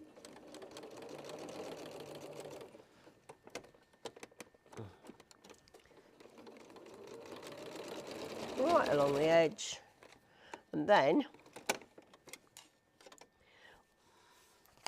that's nicely encased. Just give it a quick trim. I should have put the whoops. Oh, it's coming over. Just while you're ironing, Okay. or picking things up off the Off floor. the floor. There's a question about what type of scissors are you using? These Oh, ones here, right. because they're Do you know- quite jazzy, because they're I a get funny asked shape. about these scissors all the time. They're what's called duckbill. So if I hold them like that, you see the shape, and then you'll see that they actually curve. Now what you can do with these, they're great if you're doing embroidery or if you're doing applique, because you can lay them down, go along the fat and snip, and the bottom, the bill, protects your fabric. There you go. Also, you can use the curve when you're cutting. If I just cut along here. Oh, don't cut that bit That's off. all I'll right. get you It's a only a scrap piece of bit. scrap. Hang on. Bit of scrap. Is that what that'll Yeah, do? that's scrap. Okay. So what you can do then is just go along. If I've got two together and I wanted to just trim off that, that will go underneath. Oh, and protect and the your bill fabric underneath. protects the fabric underneath. It doesn't cut. Ah. But they're called duck bill. Do you have them on your website? No, I've actually, I did I did something for the WI the other evening, and people wanted them, so I've ordered probably them. should. I've ordered them, but I haven't got them yet. But because I haven't got them, I can't put them on the website. Right. Okay. So if you do want them, Sue's website is just down below That's there, right. or you can hit that QR code which is over there. Yeah. Keep an eye out for those. I'm just sure you'll post on social media when you've got I them in, will won't do, you? yes. Perfect. So, but they're called duck bill, and since I've had them, I use them so much. It's a favourite pair now. Yeah, they are. They are. Because they're so handy. You know, like that bit of cotton, you just press it down and cut. And you're not risking getting you're not because risking sometimes when you've got cutting- really pointy, sharp edges on, That's you're right. kind of risking going They're super. into the fabric. And I can sharpen them. Is that on your website? That is on there my you website. go. We That knew is we'd on find my something. website. Now that's great. In fact, you can do all sorts of scissors. These are just an ordinary pair. Hold it down, push the scissors right through, and then just drag it back. Through, and drag it back. And they are, I haven't bought a new pair of scissors since I bought this. You know, anyway, so we've done that. And then what we need to do is the other end. It's exactly the same. Find the centre. Now, just remember, you've got the metal tab. So you want to be a little bit below that. Now, you'll see why I put the stitch here, because it just holds the two tab ends firmly. So just pop that on, fold it over, and then again, we're just going to stitch. Where's my, can't find my donkey, that'll do. Now, the reason I say a donkey is because you can sew on that, which gives your foot something to hold on to. So then fold that in, fold it across, and again, you just sew straight across. So you've extended the zip quite considerably. I mean, that zip,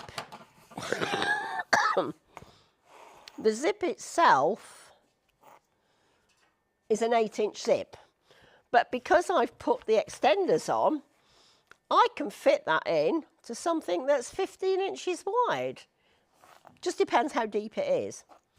What you do then is, with your tab ends, run it round, you just put it down, line it up, and then you just cut the waist off.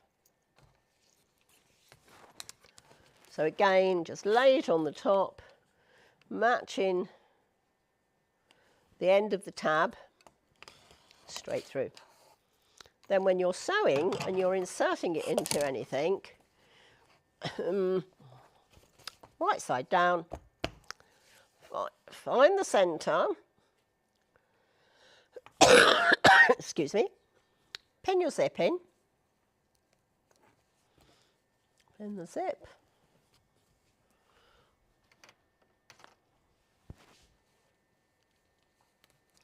again on the other end,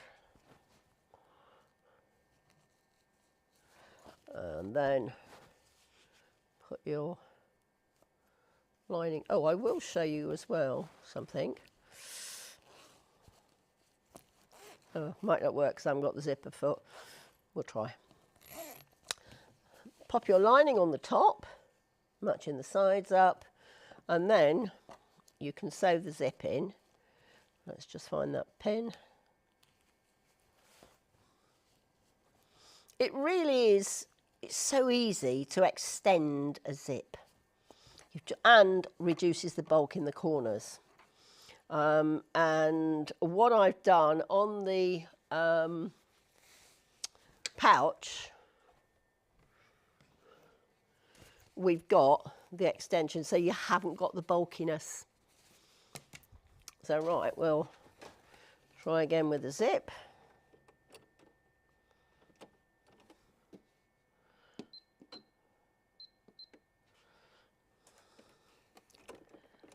So again, you would just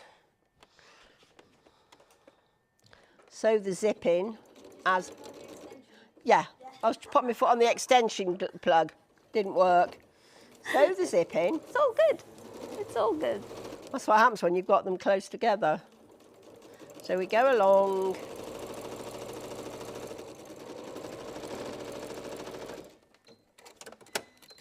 So we've sewn the zip in. And all I've got to do now is line that up, cut the edges off. And that's as easy as it is, but when I turn this round, you'll see that I've got an extra inch on the zip. So I've turned that 8-inch zip into a 10-inch. Superb. And also, when you're sewing it, when you'd be joining the other piece of fabric, we'll use this one, you would end up with something like that. So it's nice and neat and tidy. You've got a nice edge on the top and all that bulk has gone. Plus the fact you don't run the risk of sewing over the metal ends. So I'm assuming it's also going to be easier to sew when you come to sew It is, the because whole you've got thing nothing- round, because there's nothing That's bulky in right. the way. You don't have to worry about the metal bits. Nothing's in the way. You can, because when you've got your zipping, you would then put lining and wrong side together, and then you could just sew straight down. So is that one for Yes, this that bag? is in this bag. So you'll see you've got a nice little end here. I don't know whether the camera can quite pick that up. Oh, Chris will get it.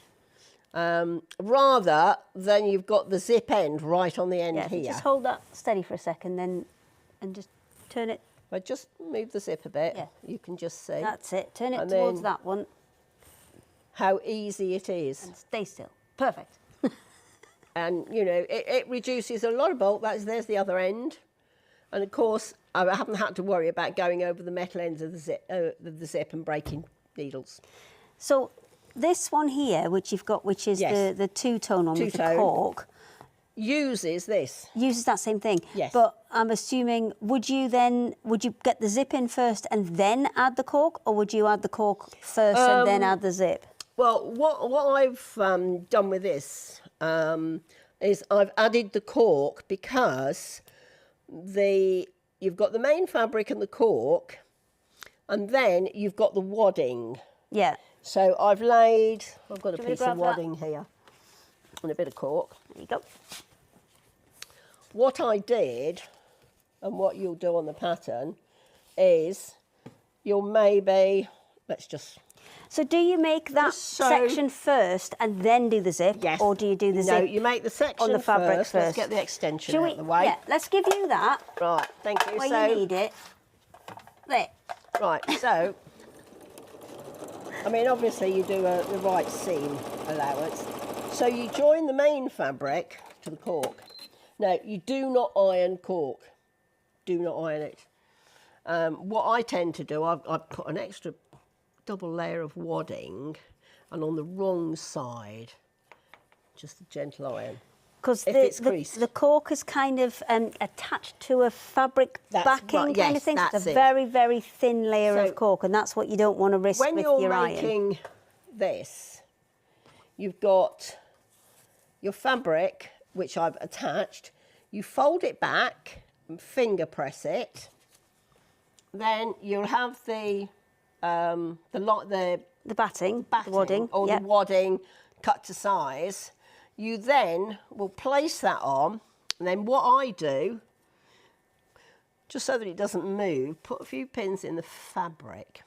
So can you pin through the cork, or is that going to leave holes like it might leave little plastic? Holes. Okay. It has got a canvas backing, so you could. But if I was doing it, I would do it on the edge. Right. And then what you do? So if you did want to pin it where the seam allowance would be. Yes, where the seam allowance would be. So what you've got then, that's the bottom. Let's make it look something like. I know. So willy-nilly with the rotary cutter. Oh, but my hands aren't in the way. My hands are out the way. So that is the top, right? So what I've done, I folded it back, so the cork is at the top, and then finger press, and then, now you can sew on cork. It's very, very nice and friendly. And you left quite a big, like probably about, what, half an inch-ish of cork? You can do a 1/4 inch. You could do less. Quite easily. Right. I've just done this for speed so that I you can didn't see know it. if you needed that little bit more because of the type of fabric that you were working with there. So then all you do is you top stitch. And top stitching is one of those things that I don't think we do enough of. No, we don't. Because we get lazy and we look for the quickest option possible. But top stitching does add such a kind of nice finished look to everything. If you look at any bags that are made professionally, you go into a store, you buy leather bags or fabric bags, you'll always find top stitching. Yeah. It finishes off. If you've got a plain, I mean, I did that one with white purely so you could see it. So that you could see it. But what I could have done is I could have done that in like a biscuity colour, so it would have matched. In which case, your top stitching, you always do 2 sizes bigger. So if you're sewing normally, my machine automatically goes to a 2.4 stitch length.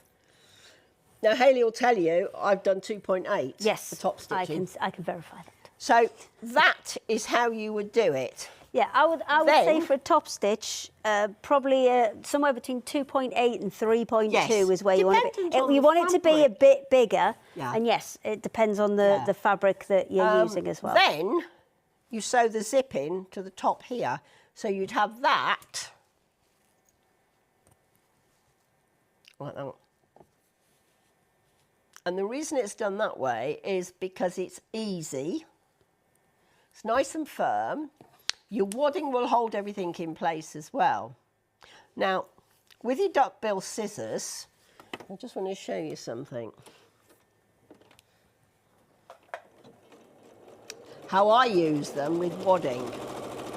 Because sometimes I do something and the wadding can be, if the fabric's thick, that seam can end up being very thick. So I've got the seam. Oh, willy-nilly with a rotary cutter. It's all right, again. my hands are out the way. Look, my hands are out the way. No rulers, that's just... So that would be my seam allowance, where I've stitched. Now, that's quite bulky. So all I do, I fold that back on the seam, get my duckbill scissors, I'll have to do it this way, and just keep them, they're flat. So you will have to keep an eye out for those scissors going onto Sue's website. And look how neat that is. She hasn't got them right this second, but they are ordered. They will be. They're on their way order. in. Well, I don't know when they should be here. Maybe sometime this week. But that is how I trim, because on a lot of patterns I do say trim off the excess wadding. Or if you're doing quilt as you go. Quilt as well, you might not want all of that extra wadding there. Absolutely superb. Now, you saw how quick I did it with those. Now, if you're doing it with an ordinary pair of scissors, what you'd have... willy-nilly with your rotary cutter. No, not the rotary cutter this time. You'd be sort of having to watch it all the time. Because those pointy ends do get kind of trapped in the... They get caught in the wadding and the fabrics when you're cutting, particularly if you've got a couple of layers. Yeah. You know, and the more take it off. Where the duckbill, you just lay them flat. As I said, since I bought these, I don't use any small scissors now. They're the go-to scissors. They are. Excellent. Excellent. Well, what we'll, if you just want to kind of finish up, if there's anything else that you need to mention, and then we are going to go back and join Katrina, because it's nearly home time. Nearly home time. Yeah. What I will mention is you'll see on the website the tool. I'll see you in a second. I shall head back to Now Katrina. that, you think, oh, right, but let me show you. Pinking shears in the back. In the middle, those scissors. In the front, make sure the blade's safe. Rotary cutter. We know how willy-nilly you are with your Yeah. rotary cutter. And then in the middle, you've also got a smaller pocket. Scissors. You can just pop that down. And that is safe. All your scissors are protected because the ends of scissors get damaged. Your scissors, your rotary cutter is in there and it's safe. It's not going to go anywhere. You can use it as well if you've got some of the smaller rulers. You can drop the rulers in. But I tend to use it for scissors. Bring it with you and come and join us over here. I did a show, just pick that up. As I said, Come and join us. I did a show the other evening, a demonstration for ladies, and I took this with me. Rather than take my big sewing box, I just took that. Got all my scissors that I needed, got my Perfect. rotary cutter. You still make me nervous with that. You still make me nervous. It's because I've cut myself so many times. I've only ever cut whenever myself touch people wood are once. just whizzing with it. I always I'm make like, sure my hands are well and truly out of the way. Yeah. You know, it doesn't matter what size the ruler. Yeah. Right, so we'll do a quick, tiny recap because I know we've got to be 3 minutes gone very short. It's a minute each. There you go. So go on then, Katrina. What would you say is the star from the ones? There's loads more. I mean, there's loads more behind me here as well, and they're all beautiful. To do, definitely hop onto the Rowandean website and have a proper mooch about. The picture that you love. Okay. The website is full of lots of lovely designs and, you know, very similar stitches. So go for the project that you just love the colours, you love the texture, and go for it. And I know you use kind of set few stitches in most of them. So are there tutorials and stuff online for all of them? They're on YouTube, and basically we only use about 5 stitches. Perfect. And that's it. Perfect. So easy. And Sue, what's your kind of standout one that you want to remind people of today? Well, I like my go-to bag, and I will be using this tomorrow. I will definitely be using it tomorrow. You have such a selection, though, to choose from. And it has comfort handles. Okay. So you've not got a thick, and then that gets all scrunched up. It's a go-to handle, which is very easy to make. You just fold it over and stitch across the top. If you want to, you could actually thread a very thin pipe in, and then just... like a cord through it. Or a cord, and then just stitch on the end so it stays in the middle. Perfect. Very good. I'll tell you what I'm going to send you as well. We've got some pre-cut 2.5-inch wadding strips, which would be perfect for them. So I don't think I've got one with me, but I will send you one because I think they'll be absolutely perfect for those. But at the end of the day, look at the patterns, look at the kits. If you can't work it out, give her a ring. That's right. You know, I do not want anybody to start making something. Oh, I've got stuff. Throw it away.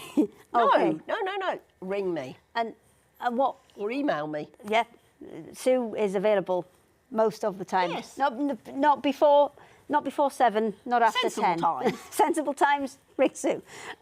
What I didn't get to, because I did kind of go through the explanations on all of those 32, the big set of feet. There are 2 smaller sets as well, which have most of the ones that I kind of showed you there. Some of them have got like extra ones like buttonhole feet and things like that. So you can see there's a lot of the ones that I mentioned in there. There's zipper feet, there's Teflon feet, there's blind hem feet, there's roller foot in there. There's also the button foot. I love the button foot. I don't think people use that one enough. where No, it just I goes very zigzag to rarely put the buttons use in. mine. Love that. And it's like a Teflon foot. Also, the flower foot. This looks mega scary. We do have a little video for this one online somewhere, and this one produces the cutest little designs on this, and you can do all sorts of flowers using all of those kind of zigzag stitches, the blind hem Wow. stitches, all of that that's already on your machine. You'll be able to create these little kind of flowers with. I did mean to do that today. I might bring it back for next week because I am back for next week. But we will say goodbye because I'm trying to get out on time. And we will see you next week. We've got Endless Threads, we've got White Gecko. We'll all be back here on Secret Sewing Club.